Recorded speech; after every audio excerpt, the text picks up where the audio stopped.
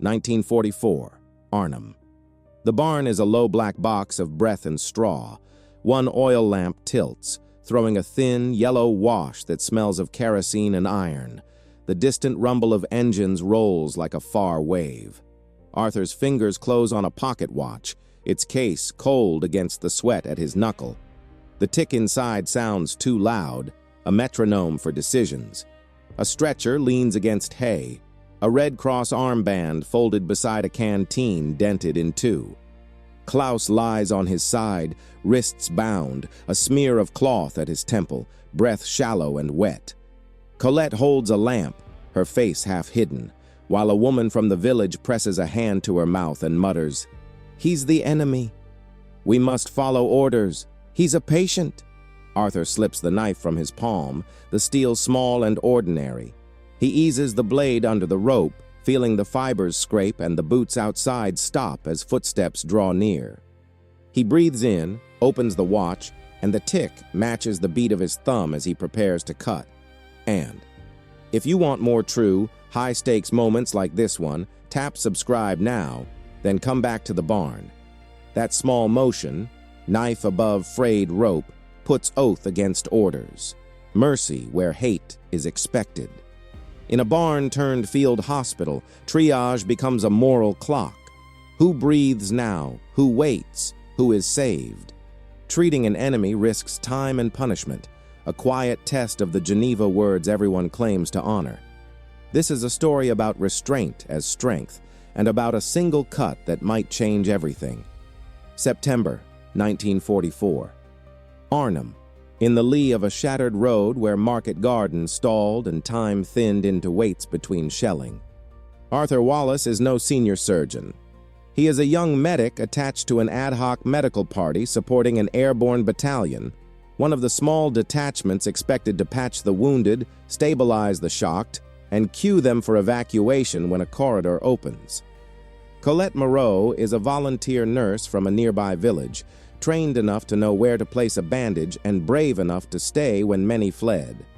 The barn functions as a field hospital by necessity, stretchers on straw, an ampule of morphine kept back like treasure, a roll of bandage split between 3 hands. Triage here is blunt and rapid. Airway, bleeding, shock. Decisions counted in heartbeats. Risk is constant. Patrols trace the roads. Orders flow down rigid and absolute. Treat your own. Prisoners to await escort. Medical personnel wore Red Cross to claim protection under the Geneva Convention, but symbols mean less when discipline, propaganda, and fear crowd a room. To treat an enemy soldier invites accusation, delay, or worse. To refuse is to accept a dying man's fate. The medic's oath sits against those pressures like a second pulse. Oath before orders, mercy before propaganda. In that equation, the barn becomes the site of a quiet, perilous rule, where civilization might still be chosen, minute by minute, over the demands of war. The barn fills with a new sound, the hurried scrape of a cart, low voices cut by the cough of someone trying not to cry. 2 women from the hamlet ease a stretcher inside and set it down beside the others as if arranging a new piece of furniture. They lay Klaus down with careful hands, his head slumped against rough straw. Arthur kneels, the oil lamp slanting across his face, catching the edge of the Red Cross armband by his elbow and the pale face of the German boy. A strip of cloth is already bunched at the wound behind Klaus's ear. Dried blood is crusted at the side of his hair, and his chest moves in short, shallow pulls. Colette crouches opposite, fingers split open from work and dirt. A child's voice from outside asks for her father. The barn answers only with the steady, limited business of care. "We brought him," one woman says. "His hands tied," another adds. "We will loosen them if you say so," Colette replies softly. Arthur does not look at the rope first. He checks the airway, tilts the head, listens for breath, feels for the rise of the chest. The watch in his palm clicks against his thumb, measuring hesitation in beats. In that span of seconds, he must rank lives without a ledger. the paratrooper with a shallow rhythm on a cot nearby who needs chest compressions held steady, a corporal whose leg bleeds but whose pressure is compressible, a civilian with a fractured wrist. He slips the blade free, tucks the rope aside, and turns Klaus to clear the throat. The prisoner coughs, a wet sound, and in the hollow of the barn a woman weeps once, quickly, and then pulls herself into action, holding the lamp so Colette can see the mouth.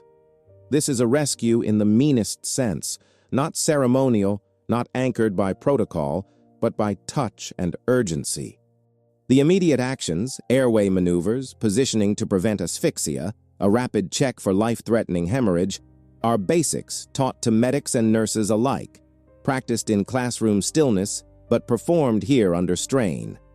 When a civilian brings a bound man, a medic faces two tasks at once. The clinical one, does the patient live, or will he die without immediate care? And the moral one, who authorizes intervention when orders insist prisoners await escort? The Geneva principle that medical care must be given without adverse distinction exists on paper. In a barn on a contested road, it becomes a choice made by a pair of hands moving faster than doctrine. Arthur's movements are practical and small. They map a belief that a human airway is not a political question. A paratrooper's shallow breaths turn into a whisper of fight. The man's uniform is torn, face gray with the cold sweat of shock. He needs sustained pressure on his chest and a constrained airway. Two hands are already all in use. Arthur hooks an arm under the soldier's shoulders while Colette fashions a jaw thrust with the pad of her hand.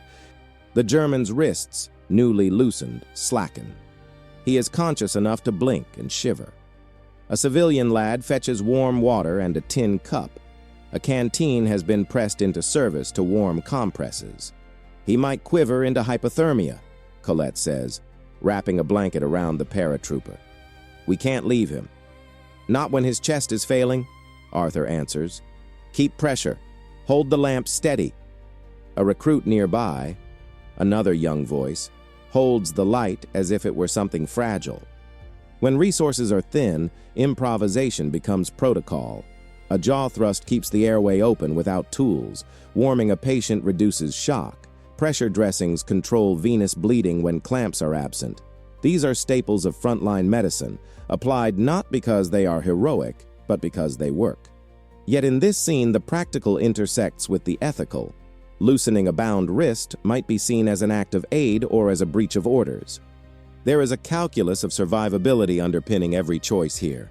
Medics learn to prioritize treatments that change the probability of life within minutes. Airway, breathing, circulation, because these are the axes where intervention most matters. But to apply those principles to an enemy soldier requires the medic to step beyond a unit's immediate command and to answer to an older transnational authority. The pledge implicit in a medic's oath that care is for the sick and injured first, regardless of uniform. The cut of the rope is both a clinical maneuver and a declaration. They have one ampule of morphine left in a little glass vial that sits like contraband under a cloth. The ampule is small, a sliver of hope measured in milliliters. Morphine will dull pain, lower the pulse of panic, and make transport possible. Colette uncorks the ampule with rough fingers, the glass hissing while Arthur warms the syringe in his palm.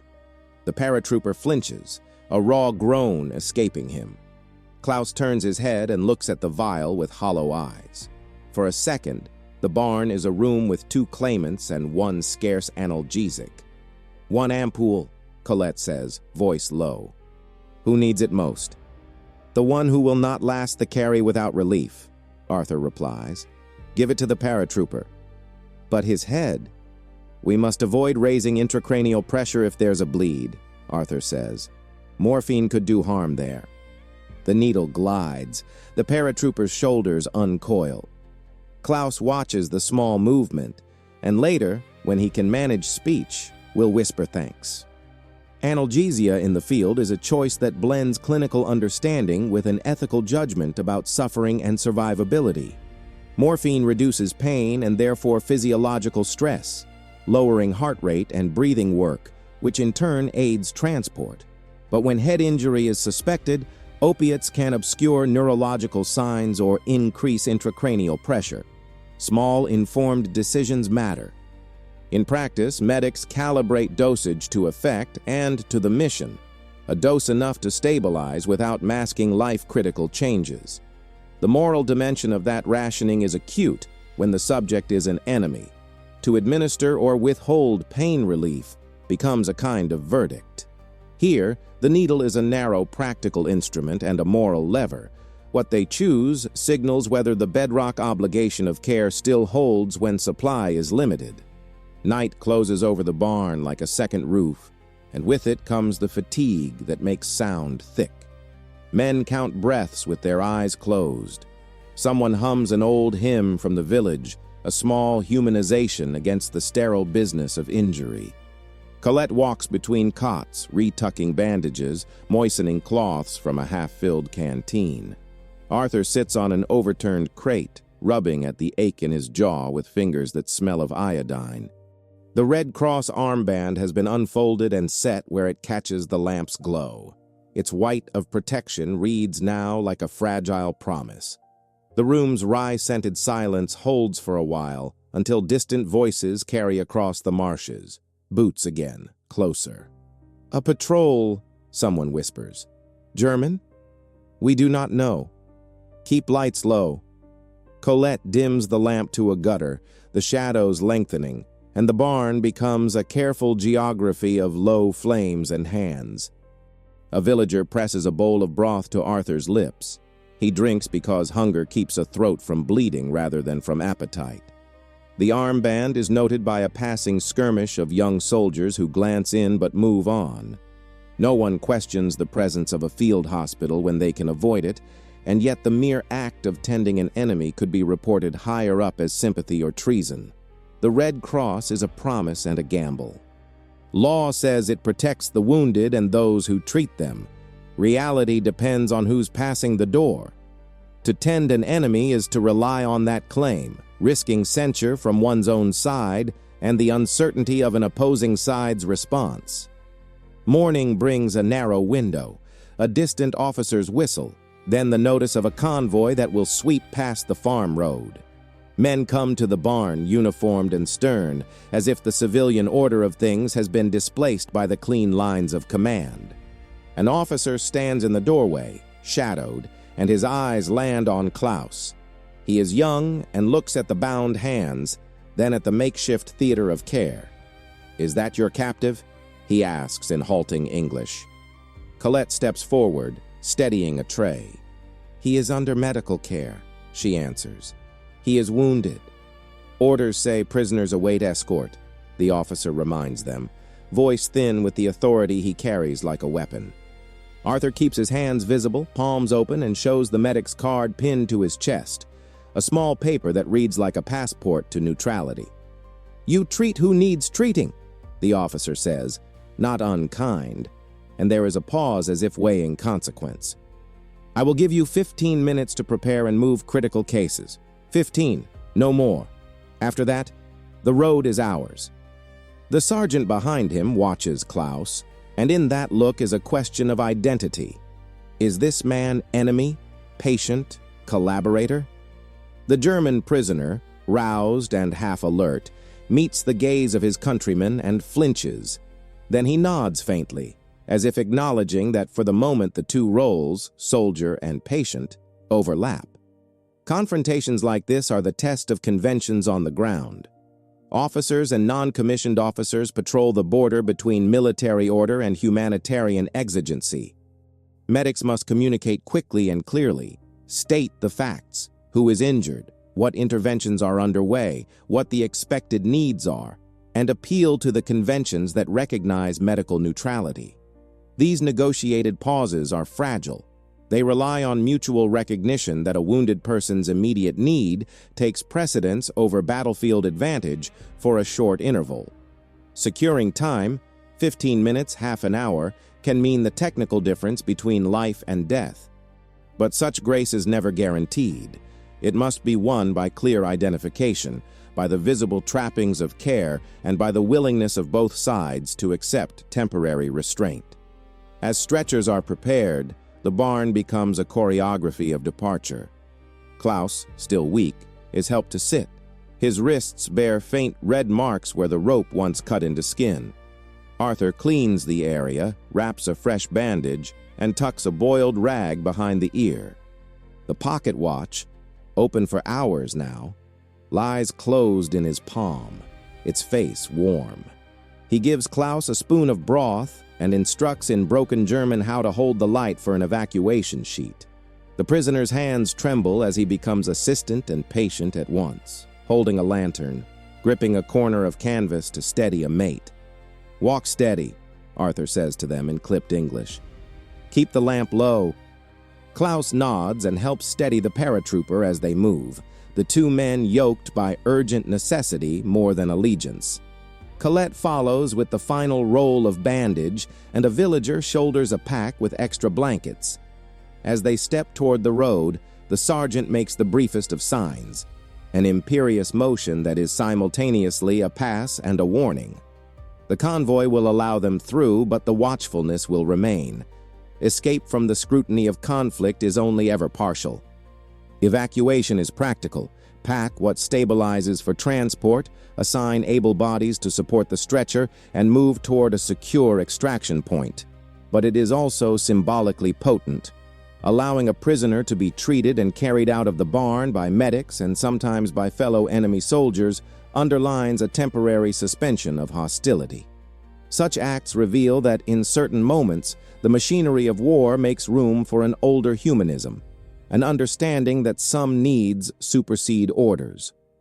For Arthur and Colette, the act of sending the wounded down the road is also a statement about the rule they have chosen to follow. The oath that places life before allegiance, even when that choice invites suspicion and when the clock of command ticks loudly. After the stretchers pass the threshold, the barn seems smaller and quieter. Those who remain tidy the lamps, fold extra bandage into neat parcels, and set the ampule case back behind a beam. The pocket watch returns to Arthur's vest. He closes it with a click that is less a sound than a seal. Klaus, once bound and inert, has become a helper, his hands smeared with blood that is not his own. The villagers exchange looks, some grateful, some uneasy, and Colette catches Arthur's eye. For a brief instant, they share no words, only the worn understanding that choices were made and that consequences will follow. The sequence of rescue, immediate care, analgesia rationing, concealment under emblem, negotiation with armed forces, and evacuation illustrates the mechanics of battlefield medicine.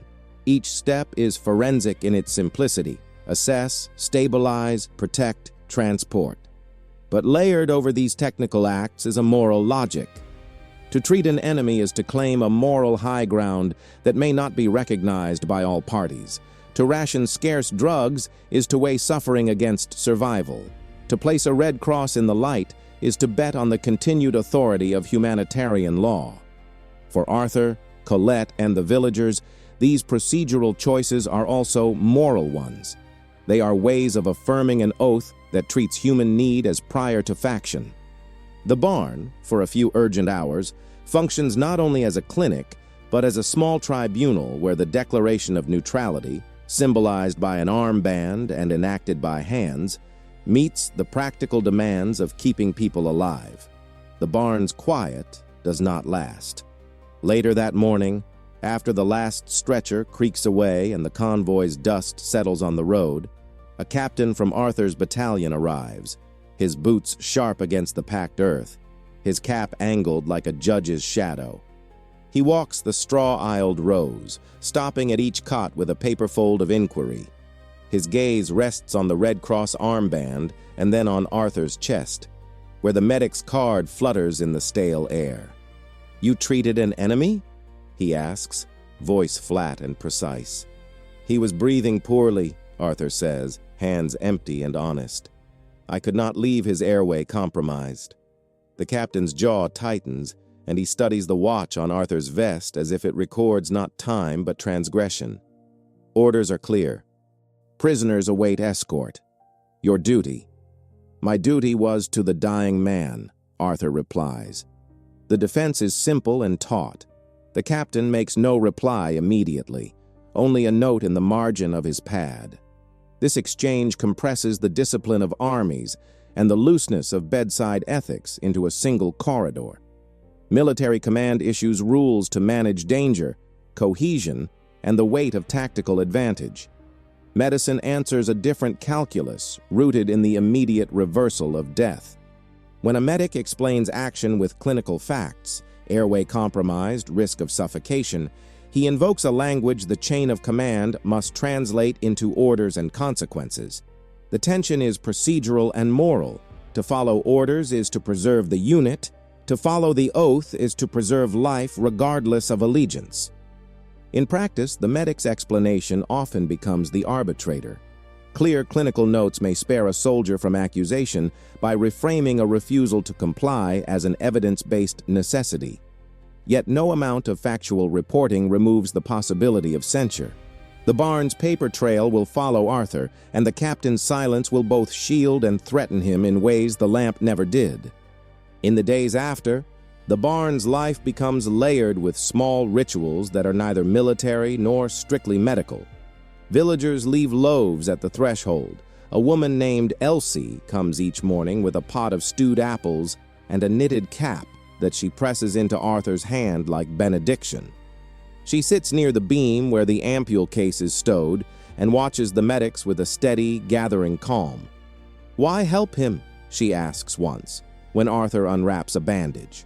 Her English is thin, sharpened by grief. "Because he would be boxed in the ground if we let him," she says, fingers patient. "Because he was a boy." Colette looks up and gives a small, private smile. She has learned to read guilt and gratitude in the same face.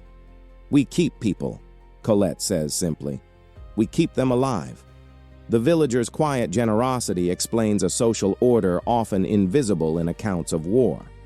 Local civilians who endure occupation or liberation in quick succession hold a pragmatic ethic. Tending wounds is tending the community, because tomorrow a neighbor might need the same hands. Caring for an enemy is a kind of reciprocal investment, less sentimental than logistical. If medics repair bodies in a way that preserves the living fabric of a village, they keep infrastructure intact. Furthermore, everyday mercy binds communities across the fissures of propaganda. Woman-to-woman compassion, or donor-to-medic solidarity, functions as a parallel structure to military law. When a villager stitches a wound or brings broth, justice is not adjudicated by courts, but by the simple, repeated action of mutual aid. Those actions help define what it means to be saved in the most practical sense, not only to survive a wound, but to remain part of a community that will sustain you. The Barnes clock moves into another night of watchfulness, but now the threat is not only passing patrols. Shelling begins to crease the sky in irregular thunder. The sound is distant at first, like a train out of sight, then closer, a low complaint that shifts into the stuttering percussion of nearby guns. Dust lampers tremble in windows, men clutch at blankets as if the fabric might keep the world from shaking. Arthur, who until now answered mostly to the tempo of breath and the small hermeneutics of bandage and syringe, finds his decisions drawn into a larger calculus. If the barn is shelled, patients lose the fragile shelter their neutrality affords. He checks the ampule case, counts the bandage rolls again, and looks to Colette. "We move them now?" he asks. "We cannot carry everyone," she says, jaw set. "But the ones who can walk must go." Between them, they assign roles: who carries, who supports, who stays to manage bleeding that cannot be moved. Under shelling, triage adds a second layer: who can move without dying, who dies if moved. Mercy becomes restraint. Choose what saves the most lives. It is a technical decision made moral by consequence. On a quiet afternoon following the shelling, a courier arrives with a short typed order: all medical personnel to report to regimental headquarters for a briefing. The paper smells faintly of coffee and oily ink. Arthur and Colette read the line about custody of prisoners, and then the smaller sentence that mentions Investigations into irregular conduct. As they fold the paper, Klaus appears at the threshold with another man of his line, paler now, steady enough to stand. He has come to find the medics. In broken English he says, "Danke," and then in German, "I owe you." Arthur answers with a nod and closes his mouth. Colette squeezes his hand and tells Klaus, "Rest now. Go with the convoy." The German arranges his scarf and leaves with the same tentative gravity that precedes a surrender. This meeting is small but not insignificant. Former enemies sometimes return to a medic's door with gestures of thanks. Those gestures are personal calibrations of debt that cannot easily be filed into military records. For a medic, gratitude from a patient is one of the few immediate confirmations that a choice to treat was also a choice that mattered. Yet gratitude does not erase institutional risk. The order to report signals that armies monitor behavior that appears at odds with command. Investigations into irregular conduct are often bureaucratic attempts to enforce discipline and discourage individual deviation. Still, the presence of a former enemy at the threshold complicates the narrative of treason. It becomes evidence that the medic's actions produced concrete, life-saving results. The moral defense against censure may hinge on that human trace more than on the memo's legalese. While reports and orders circulate, the medic's routine deepens its seam of fatigue. Arthur dreams in half-wakes, the watch's hands always moving too fast, ropes fraying at both ends. Colette stays awake, writing a note to a missing brother she imagines might be somewhere in the fields. Sleep is a luxury that medic personnel cut into small pieces around patients' needs. At dawn, a new emergency arrives, a column of refugees bearing a soldier whose breath comes as a staccato gasp. He is beyond simple dressing, and his color has drained. Arthur and Colette move with the sharp efficiency of those who can read quickly the signs of impending arrest by death. Shallow respirations, gray lips, a pulse that slips like a small, stubborn thread.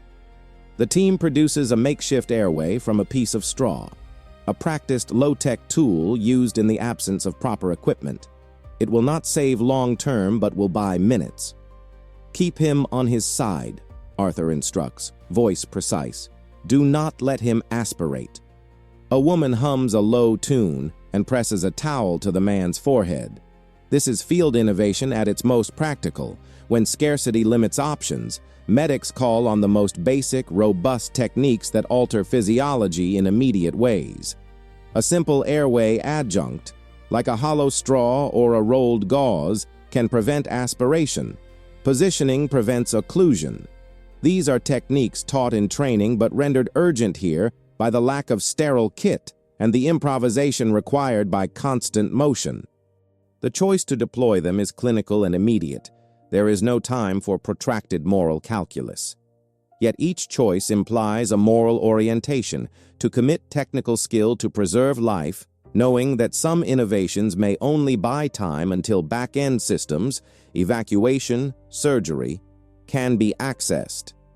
The medic's oath is enacted in these small motions, not as rhetoric, but as repeated practical acts that assert the priority of life in a landscape that frequently denies it.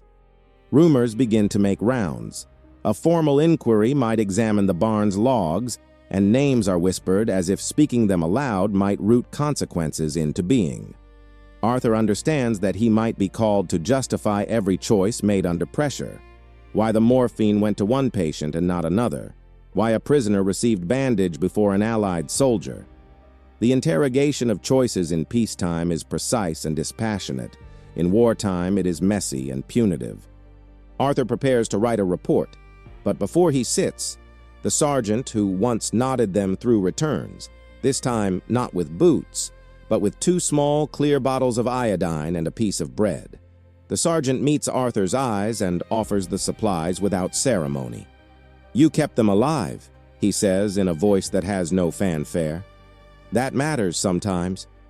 Arthur accepts the bottles as if they were the proof of a contract. These gestures show how informal chains of consequence operate. Official channels may generate inquiries and discipline, but informal endorsements, an officer's quiet acknowledgement, a soldier's drop of supplies, can offset or at least complicate punitive outcomes. They reflect a pragmatic recognition among some combatants that immediate survival can override doctrinal purity. The sergeant's gift is not a legal absolution, but a social one, a tacit nod that the medic's calculated breach preserved capacity that both sides might need later. In the messy reality of war, such small endorsements become another kind of currency. They modify how decisions are recorded socially, even if the formal record retains its own cold language. As reports migrate upward and morale threads through the community, Arthur receives a summons to appear at a field hearing. He goes not with a swagger, but with the patient solidity of someone who has seen breaths saved and who carries the smell of antiseptic under his nails. The hearing is short and stilted, a string of questions about adherence to orders. When asked why he cut Klaus's bindings, Arthur answers plainly, to clear his airway. He was suffocating. The questioners listen, their faces trained into neutral masks. Papers are shuffled. At the end, there is no theatrical reprimand, only a formal admonition and a recorded lesson on adherence. Arthur is allowed to return to the barn with a caution and a cautionary record filed in the battalion's ledger. The hearing illustrates how institutions reconcile individual medical judgment with the need for uniform discipline. An admonition reinforces command, but also acknowledges the difficulty of applying rigid rules to breath-by-breath emergencies. Military bureaucracies often require the formal noting of transgressions to maintain order, yet in practice, they may balance that with recognition of life-saving acts that cannot be legislated in advance. The recorded reprimand acts as both a deterrent and an acceptance. It says to others, "Do not deviate," while implicitly recognizing that deviations may be unavoidable and sometimes necessary. For Arthur, the admonition becomes a strange medal, an official mark that confirms he acted in a dangerous gray zone between law and care. The months that follow rearrange their days into a rhythm neither comfortable nor wholly precarious. The barn continues to treat the passing injured and exhausted, and Arthur and Colette grow into roles that feel part craft, part conscience. The pocket watch remains, tucked in a vest pocket. Sometimes Arthur holds it between fingers and feels the gravity of decision as literal weight. Klaus, when recovered enough, returns once to show a simple, language-steeped gratitude. A piece of bread and a hand that rests briefly on Arthur's arm. "Danke," he says. Arthur answers with a slight smile and the quiet of someone who has chosen that small, dangerous thing called mercy. The Red Cross armband fades and mends over many hands. Bandage rolls are replaced and then replaced again. The ampule case returns to its beam, sometimes opened, sometimes closed. Always a small repository of choices hard-earned. These actions accumulate into habit and history. The barn's repeated enactment of triage, care, and negotiation builds a local archive of what medicine meant under shelling and order. For medics and nurses, the oath is practiced rather than recited. It is a discipline of hands and rationed drugs, of counted breaths and negotiated pauses. The symbolic elements, the armband, the ampule, the pocket watch, become anchors for the ethic enacted daily. That civilian life and injured bodies are not merely tactical variables, but ends in themselves. Over time, those choices shape the social memory of the community and the men who pass through it. Whether recorded in official logs or remembered in the fold of a villager's scarf, they testify that mercy can be a deliberate, measured strength rather than a simple lapse into sentiment. Shells rattle the beams as a lieutenant presses for the stretcher to be cleared. Arthur steps forward and becomes the threshold, shoulders squared, palm flat on canvas, a living shield between boot and wounded chest. He signs the log with a steady hand and writes one phrase for the record: patient first. Then, without fanfare, he rolls up his sleeve, offering blood if needed. His oath made flesh, a restraint that saves. Colette steadies the lamp. The lieutenant pauses, then turns away. Arthur whispers, "Do no harm."